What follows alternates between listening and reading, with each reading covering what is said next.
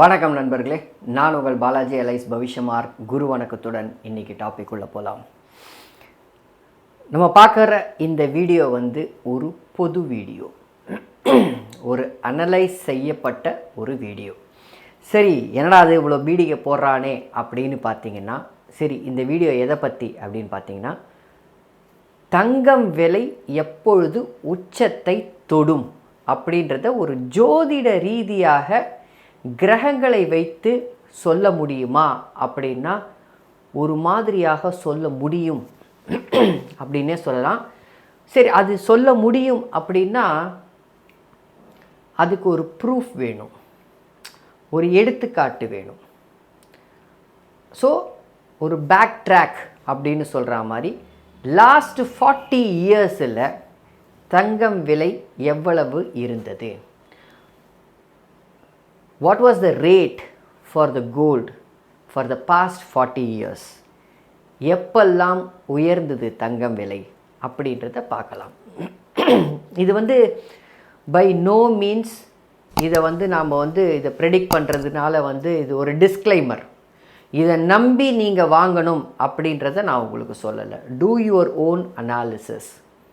இதை நம்பி நீங்கள் வாங்கிறதும் வாங்காமல் இருக்கிறதும் உங்களுடைய ஒரு தனிப்பட்ட விருப்பம் தானே தவிர நான் உங்களை தூண்டவில்லை அப்படின்றத மட்டும் நல்லா புரிஞ்சுக்கங்க.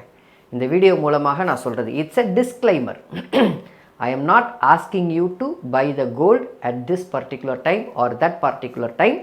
Rather I am just projecting my forecast what could be the potential gold price அப்படின்றது மட்டும்தான் இந்த வீடியோவுடைய சாராம்சம். சரிப்பா, தங்கம் விலை எப்போ உயரும்? சார் எப்பவுமே உயர்ந்துட்டு தானே இருக்குது, என்னைக்கு கம்மியாக இருந்திருக்கு அப்படின்னு நீங்கள் எல்லாம் கேட்கலாம். உண்மைதான், எப்பவுமே உயர்ந்துக்கிட்டு இருக்கு. அப்படின்னா எப்போ உச்சத்தை தொடும் அப்படின்னா அந்த உச்சம் அப்படின்றதுக்கு ஒரு நிர்ணயம் வேணுமில்ல, எதையாவது ஒன்று உச்சமாக வைக்கணும்ல. உதாரணத்துக்கு அப்படின்னு சொன்னப்போனால் வானமே உச்சம் அப்படின்னா வானம் எவ்வளவு தூரம்னு கேட்குறோம். இமயமே உச்சம் அப்படின்னு சொல்லும்போது இமயத்துக்கு ஒரு நிர்ணயம் வைக்கணும். அதாவது இதுக்கு மேலே இமயம் வளர முடியுமா, இல்லை இமயம் இமயமலை குறையுமா அப்படின்னு கேட்டால் தெரியாது.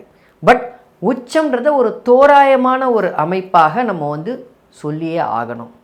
அப்போது ஒரு 10 கிராம் கோல்டு, இது செய்குலி சேதாரம் இதனால் போட்டு ஒரு 10 கிராம் கோல்டு ஒரு 40 வருஷம் for the past 40 years where it was, how much was the இது per gram gold 10 gram gold was, எவ்வளவு 10 கிராம் கோல்டு விலையாக இருந்தது, அந்த சமயத்தில் கிரகங்கள் எவ்வாறு இருந்தது அப்படின்றத பார்க்கறது தான் இந்த வீடியோ. கொஞ்சம் லெங்க்தியாக இருக்கும், ஆனால் முக்கியமான வீடியோ பாருங்கள்.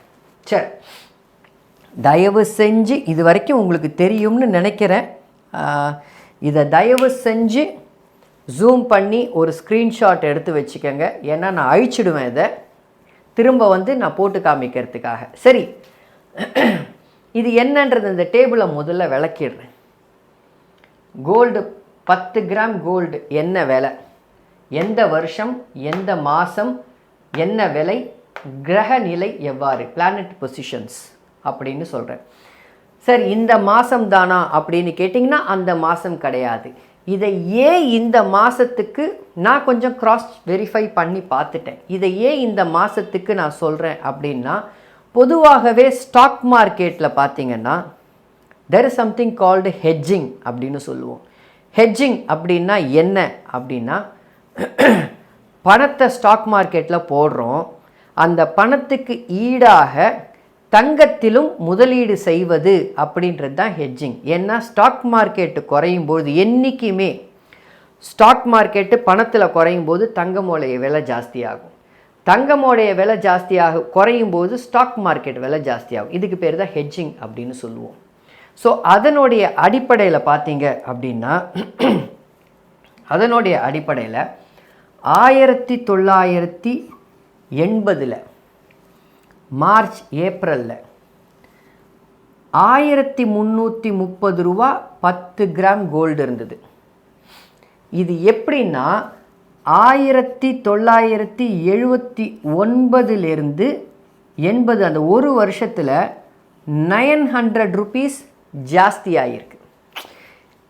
எல்லா வருஷமும் உயருது, ஆனால் எப்போ அதிகபட்சமாக உயருதுன்றது தான் பார்க்கணும். இருக்கிறதுலையே அதுதான் முக்கியம்.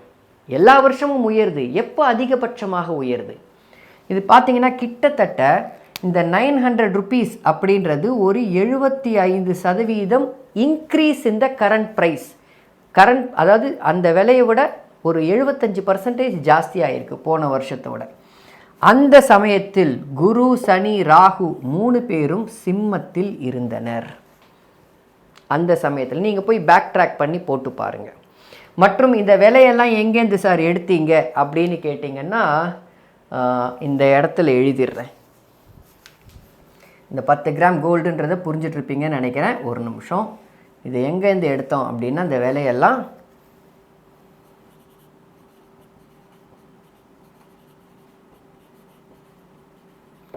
bankbazaar.com, கோல்டு ப்ரைஸ் bankbazaar.com அப்படின்னு போட்டிங்கன்னா, ஹிஸ்ட்ரின்னு போட்டிங்கன்னா மொத்தமாக கொடுத்துருவான். ஏகப்பட்ட வருஷத்துக்கு இருக்குது. ஆனால் நம்ம ஒரு லாஸ்ட் 40 இயர்ஸ் மட்டும்தான் கணக்கில் கொண்டு வந்தோம். சிம்மத்தில் இருந்தது 1991 ஏப்ரல்லேருந்து செப்டம்பர். இதில் மார்ச்லேருந்து ஏப்ரல்னு கொடுத்துருப்பேன். இங்கே ஏப்ரல்லேருந்து செப்டம்பர் 4336 கோல்டு விலை இருந்தது. அதாவது 1990லேருந்து 91க்கு 900 ருபீஸ் உயர்ந்திருக்கு. 900 ரூபாய் உயர்ந்திருக்கு. அது என்ன சார் குறிப்பாக மார்ச் மாதம், ஏப்ரல் மாதம், மார்ச் மாதம்னு போட்டிருக்கீங்க அப்படின்னு நீங்கள் கேட்கலாம். காரணம் இருக்குது. மார்ச் மாதம்தான், மார்ச் அல்லது ஏப்ரல் மாதம்தான் புதன் மீனத்தில் நீச்சமாவார். அந்த நீச்சமாகும் தருணத்தில் ஸ்டாக் மார்க்கெட் டவுனாக இருக்கும். நான் சொல்கிறது புரியுதுங்க? அது புதனுடைய காரகம் தான் ஸ்டாக் மார்க்கெட். குருவுடைய காரகம் கோல்டு. குரு தங்கத்துக்கு சொந்தக்காரர். புதன் பங்குச்சந்தைக்கு சொந்தக்காரர். பங்குச்சந்தைன்றதே ஒரு இது. அதை ஏன் இப்போ ராகுவை எடுத்துகிட்டு வந்தீங்கன்னு கேட்டால், ராகுவும் புதனும் சேரும்பொழுது அந்த குறுக்கு பங்குச்சந்தை பங்குச்சந்தையும் ஒரு கேம்பிளிங் தான். இதுதான் உண்மை. அது ஒரு சூதாட்டம், அது ஒரு கேம்பிளிங். அதில் முதலீடு போடுறதுல 99% எல்லாருக்கும் கோவிந்தா தான். 1% தான் ஜெயிப்பாங்க பங்குச்சந்தையில். ஆக அந்த மாதிரி பங்கு சந்தை இறங்கும் பொழுது ஹெட்ஜிங்காக தங்க விலை ஜாஸ்தி ஆகும். இதுதான் காம்பினேஷன். ஸோ அப்போ பார்த்தீங்கன்னா 900 ருபீஸ் ஜாஸ்தியாக இருக்குது. அப்போ எங்கே இருந்தார்? குரு சிம்மத்தில் இருந்தார், சனி மகரத்தில் இருந்தார், ராகு தனுசில் இருந்தார். முக்கியமான விஷயம், ராகு குருவோடைய வீட்டில் இருக்கார். குரு மாதிரியே செயல்படுவார். குரு சிம்மத்தில் இருக்கிறார். அவருடைய அதிநட்பு வீட்டில் உள்ளார். சிம்மம்ன்றது பூமியை குறிக்கும். பொதுவாகவே சூரியனுடைய வீடு பூமியை குறிக்கும். அந்த பூமியை குறிக்கக்கூடிய சிம்மத்தில் குரு வருகிறார், இருந்தார். இப்போவும் அதே மாதிரி தான் இருந்தார். இந்த ராகு குருவோடு இருந்தார். சரியா? அதுக்கப்புறம் 2005. சார் எதுக்கு சார் 1991லேருந்து 2005க்கு போயிட்டீங்க, 2008க்கு போயிட்டீங்கன்னு நீங்கள் கேட்டிங்கன்னா, சிக்னிஃபிகண்ட் ரைஸ். உதாரணத்திற்கு ஒரு உதாரணம் சொல்கிறேன். இங்கே 1991 இருக்கோன்னு வச்சுக்கோங்க. இந்த 1991 குரு சிம்மத்தில் இருந்தார். அடுத்த வருஷம் 1992 எங்கே போவார்? சிம்மத்திலிருந்து கீழே கன்னிக்கு வருவார். கன்னிக்கு வரும்பொழுது இந்த அமௌண்ட்டு உயர்ந்து போச்சா அப்படின்னா இல்லை, 800 ரூபாய் உயர்ந்திருக்கும், இல்லை 700 ரூபாய் உயர்ந்திருக்கும். நான் சொல்கிறது புரியுதுங்களா? அந்த மாதிரியான உயர்வுகள் இருக்குமே தவிர ஒரு அதிகபட்ச உயர்வு அப்படின்றது இல்லை. ஸோ அதுக்காகத்தான் எப்பெல்லாம் உயர்ந்திருக்கு, அதிகபட்ச உயர்வு உயர்ந்திருக்குன்றதுக்காகத்தான் இந்த அமைப்பு. ஸோ இப்போ 2005 அதே மார்ச் டு ஏப்ரல், அதாவது புதன் நீச்சமாக இருக்கும் தருணத்தில் 7000, இங்கே பாருங்கள் 4000 1991 7000 போச்சு. இன்க்ரீஸ் பை 1150 ரூபா இன்க்ரீஸ் ஆகி, அப்போ குரு எங்கே இருந்தார் அப்படின்னா கன்னியில் இருந்தார்.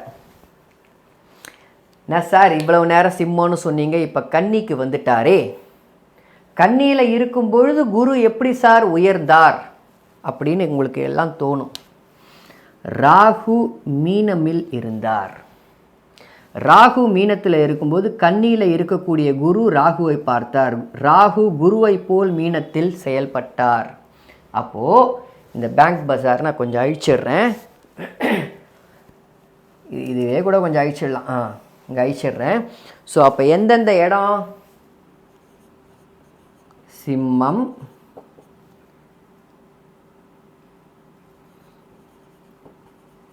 கன்னி,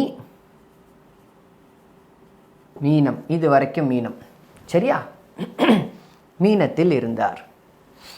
2008 அதே மார்ச் டு ஏப்ரல் 12,500 ரூபாய் கோல்டு, 2000 ரூபாய் இன்க்ரீஸு. அப்போ குரு இருந்தது தனுசு, அவருடைய வீடு தனுசு, அவருடைய வீடு. சனி சிம்மத்தில் இருந்தார், ராகு கும்பத்தில் இருந்தார். கொஞ்சம் நேரத்துக்கு அதெல்லாம் அப்புறமா விடுங்க, அந்த டீட்டெயில் அனாலிசிஸ் அப்புறம் பார்த்துப்போம். 2010 ஜூலைலேருந்து செப்டம்பர் 18,500க்கு உச்சத்தை தொட்டுது. அப்போ 4,000 ரூபாய் இருந்தது, இன்க்ரீஸ் பை 4,000 ருபீஸ்.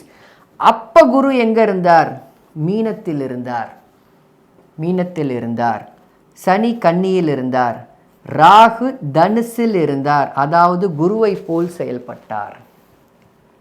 2012 மார்ச்லேருந்து ஏப்ரல் 31,050 ரூபாய் தங்க, 10 கிராம் தங்கத்தோடைய விலை 5,000 ரூபாய் இன்க்ரீஸ் ஆகிருக்கு. 10 கிராம் தங்கம் 5,000 ரூபாய் இன்க்ரீஸ் ஆகிருக்கு. அப்போ குரு இருந்தது மேஷம்.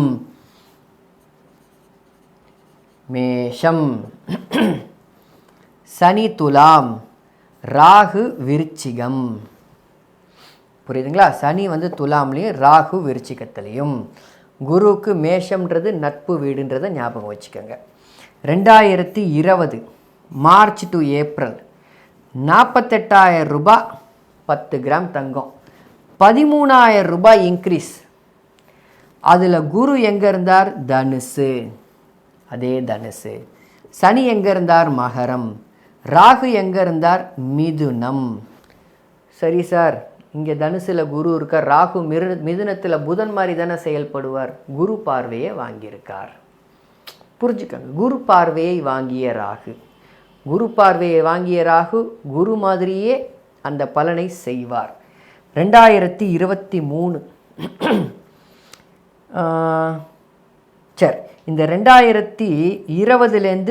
2020லேருந்து 2020க்குள்ளே ஒரு நிகழ்வு நடந்தது, அதை அங்கே அடியில் போட்டிருக்கேன். இந்த 2012 பார்த்தீங்கன்னா குரு மேஷத்தில் இருப்பார்.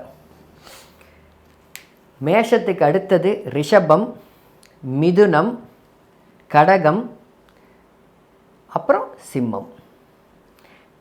மேஷத்துக்கு அப்புறம் ரிஷபம், மிதுனம், கடகம், சிம்மம். இந்த 4 வருஷம் இது இடையில. இந்த 4 வருஷம் இடையில 2013 அதாவது ரிஷபத்துக்கு போகும்பொழுது 29,000 ரூபா, அதாவது 31,000லேருந்து குறைஞ்சார், 29,000 ரூபா குறைஞ்சிது. 2014 அதாவது மிதுனத்துக்கு போகும்போது பகை வீடு, அப்போது 28,000 ரூபா, இன்னும் குறைஞ்சிது.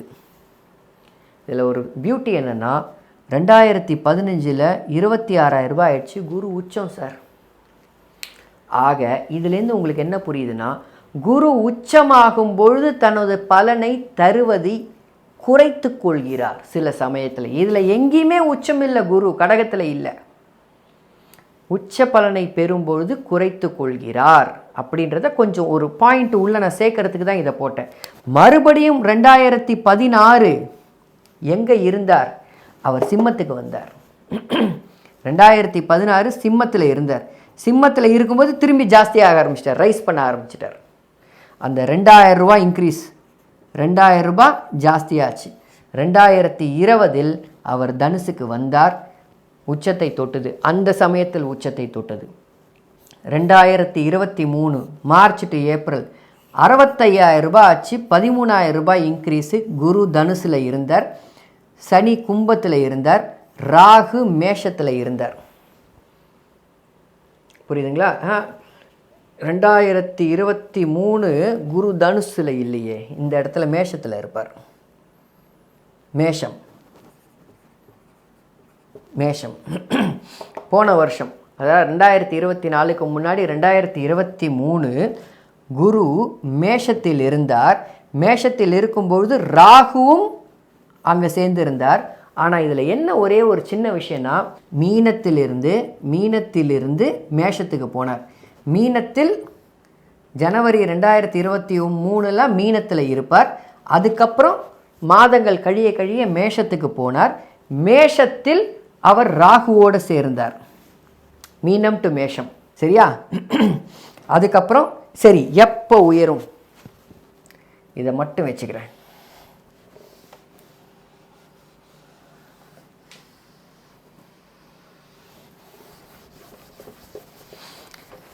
இதுக்கு கொஞ்சம் ஹார்ட் ஒர்க் பண்ண தான் பண்ணியிருக்கேன். நல்ல கண்டென்ட்டை கொண்டு வந்து சேர்க்கணுன்றது என்னுடைய ஒரு விருப்பம். ஆனால் அதுக்குண்டான ஹார்ட் ஒர்க் ரொம்ப ரொம்ப முக்கியம். இதுதான் கரெக்ட் அப்படின்னு நான் சொல்ல மாட்டேன். ஆனால் இதுவும் கரெக்டாக இருக்கலாம் அப்படின்றது தான் என்னுடைய ஒரு சின்ன ஒரு ரெக்வஸ்ட். புரியுதுங்களா? ஸோ ஆஸ் யூஷுவல்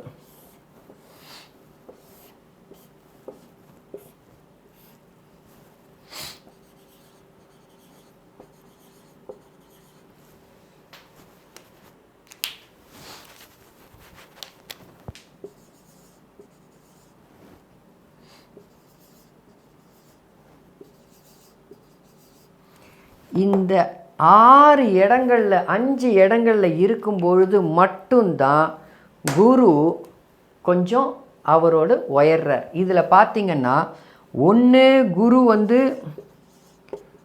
ராகுவோடு சேர்ந்திருப்பார், இல்லை குரு ராகுவை பார்ப்பார்.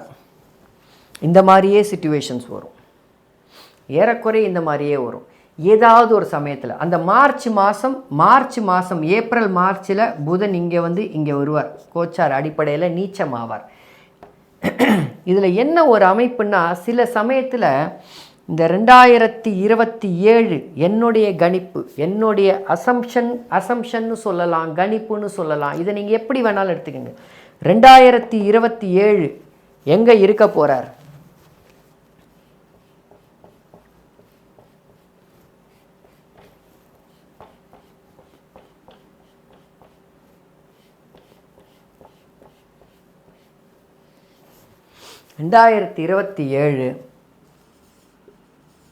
குரு சிம்மத்தில் இருப்பார், சனி மீனத்தில் இருப்பார், ராகு மகரத்தில் இருப்பார். சரி சார், குரு தான் ராகுவை பார்க்கலையே அப்படின்னு நீங்கள் சொன்னீங்கன்னா, 2025 மே மாதம் போல் ராகு இங்கே வந்துடுவார். அப்போ குரு ராகுவை பார்ப்பார். அதிலிருந்து கொஞ்சம் கொஞ்சமாக உயர ஆரம்பிக்கும். என்னுடைய கணிப்பு என்னன்னால் 10 கிராம் தங்கம் 1 லட்சம் ரூபாய் ஆகும். அதாவது 1 கிராம் 10,000 ரூபாய். இப்போ 2024 1 கிராம் இப்போ இன்னி தேதியில் பார்த்தீங்கன்னா 65,000 சொச்ச ரூபாய். முன்ன பின்ன இருக்கும், 64 இருக்கும், இல்லை 65 இருக்கும். சைக்கோலம் சேதாரி எல்லாம் சேர்ந்தா கிட்டத்தட்ட ஒரு 70,000 கூட வரலாம். புரியுதுங்களா? நான் சொல்கிறது 1 கிராமுடைய தங்கம். சைக்கோலி சேதாரம் இது எல்லாத்தையும் போட்டுக்கோங்க. நான் போடுறதெல்லாம் பார்த்தீங்கன்னா, இப்போ பார்த்தீங்கன்னா மிதுனம், கன்னி, மீனம், தனுசு, மேஷம் எல்லாமே நட்பு வீடு, கன்னியை தவிர.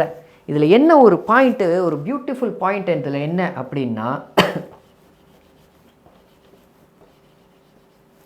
இதில் ஒரு அருமையான பாயிண்ட்டு, மேஷத்தில் இருக்கும்பொழுது ஏன் சார் அவர் அப்படி செயல்பட்டார் அப்படின்னு நீங்கள் கேட்கலாம். மேஷத்தில் இருக்கும்பொழுது எதுக்கு சார் அவர் கொடுக்கணும் அப்படின்னா, மேஷத்தில் இருந்தால் சிம்மத்தை பார்ப்பார், 5ஆம் பார்வையாக பார்ப்பார். கன்னியில் இருக்கும்பொழுது மீனத்தை பார்ப்பார். தனுசில் இருக்கும்பொழுது மிதுனத்தை பார்ப்பார். ஸோ தனுசில் இருக்கும்போது மிதுனத்தில் ராகு இருந்தது. எப்போ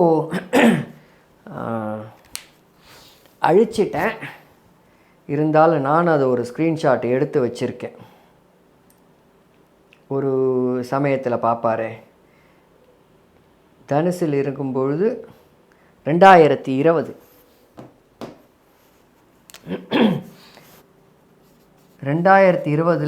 குரு தனுசில் இருந்தார், ராகு மிதுனத்தில் இருந்தார், பார்ப்பார். ஸோ இந்த நுவான்சஸையும் இந்த சின்ன சின்ன விஷயங்களையும் எப்பொழுது புரிந்து கொள்கிறீர்களோ தங்கம் விலை எப்பொழுது உயரும் அப்படின்றத புரிஞ்சுக்கலாம். சரி சார், முன்னாடியே உயர்ந்து போச்சுன்னா நீங்கள் 2027 அப்படின்னு கணிப்பு கொடுத்துருக்கீங்க. 2027ன்னு கொடுத்த கணிப்பில் 2026லேயே குரு உச்சமாயிடுறாரே அப்படின்னு நீங்கள் கேட்கலாம். 2026லேயே குரு உச்சமாயிடுறாரே அப்படின்னு கேட்கலாம். இது வரைக்கும் நான் பார்த்ததில் சிக்னிஃபிகண்ட்டாக ஒரு considerable amount of increase in the highest value அப்படின்றது, அதாவது என்னென்னா உச்சத்தை தொடுவதற்கு ஒரு மிகப்பெரிய ஜம்ப், ஒரு பெருவாரியான பண வித்தியாசத்தில் மேலே போகிறது குரு உச்சமாக இருக்கும்பொழுது நடக்கலை. குரு இங்கே வரும்பொழுது தான் நடக்கிறார். அந்த அமைப்பு இருக்குது. அப்போது 2026லேருந்து ஆரம்பித்து 2027 குறிப்பாக மார்ச்லேருந்து 2020 மார்ச்லேருந்து அக்டோபரில் என்னை பொறுத்த மட்டும் கண்டிப்பாக தொடும். இது purely based on astrological facts. Purely எந்தவித ஸ்டாக் மார்க்கெட் அடிப்படை கிடையாது. அஃப்கோர்ஸ் மார்ச் மாதம் புதன் நீச்சமாக இருப்பார், அந்த இடத்துல சனி வேறு இருப்பார், அந்த இடத்துல சனி இருப்பார், சனி இங்கே வந்திருப்பார், சில சமயத்தில் இந்த நடுவில் கூட இருப்பார். 26 இங்கே இருப்பார், 27 இங்கே நடுவில் இருப்பார், 27 நவம்பர் டிசம்பர்லலாம் சனி இங்கே வந்துடுவார். ஸோ பியூர்லி ஆஸ்ட்ராலஜிக்கல் ஃபேக்ட்ஸில் மட்டும்தான் இது ஓரளவுக்கு திரிய தூண்டி விட்டுருக்கேன். இதில் நிறைய ஒரு சில பேருக்கு கருத்து வேறுபாடுகள் இருக்கலாம், அப்சல்யூட்லி இருக்கலாம். ஆனால் அதே சமயத்தில் என்ன அடிப்படைன்றதை மட்டும் பாருங்கள். am I 100% ரைட் அப்படின்னு கேட்டிங்கன்னா no. Do your own analysis. என்னை பொறுத்த மட்டும் அந்த சமயத்தில் உயரும் அப்படின்றது என்னுடைய கருத்து. சரியா? அடுத்த பதிவில் பார்ப்போம். அதுக்கு முன்னாடி யாரெல்லாம் இந்த சேனல் சப்ஸ்கிரைப் பண்ணலையோ, இந்த வீடியோ பிடிச்சிருந்ததுன்னா சப்ஸ்கிரைப் பண்ணிக்கங்க. 10 பேருக்கு இன்னும் ஷேர் பண்ணுங்கள். அப்போ தான் என் வீடியோ எல்லாருக்கும் போய் சேரும். சரியா? நன்றி நண்பர்களே.